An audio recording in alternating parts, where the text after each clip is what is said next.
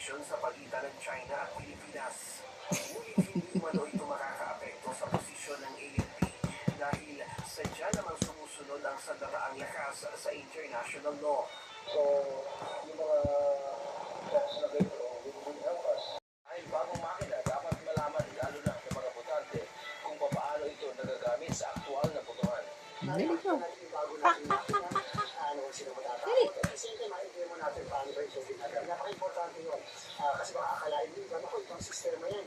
Baka hindi namin alam, baka mahirapan kami. So at least kahit paano nilalapit natin. Layo na. Kasama ng COMELEC ang ilang opisyal ng biro na sasaksi rin sa demonstrasyon na Oh, kunin ka.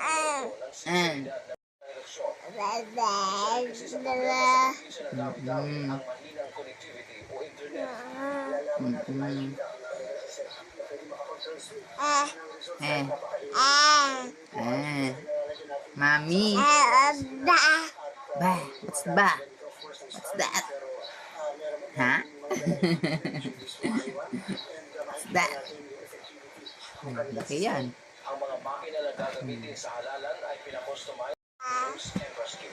Diyos ang aming sabigan, servisyo po Layo na. ang aming pinahahalaga. Yung laki niyan. Ang laki. Ganyan. Wow, laki. Wow. Samantala narito naman ang lagay ng trapiko sa iba't ibang bahagi ng bansa. Punta natin ang bagong Layo bagyo na. sa bahagi ng EDSA. Makikita natin na sa pagkabilang kalsada na yan sa mga papunta ng monumento kaya hindi sa papunta ng Bunyo. Punta natin ang May butas. May butas. Ito. Tut. What's that? Butas.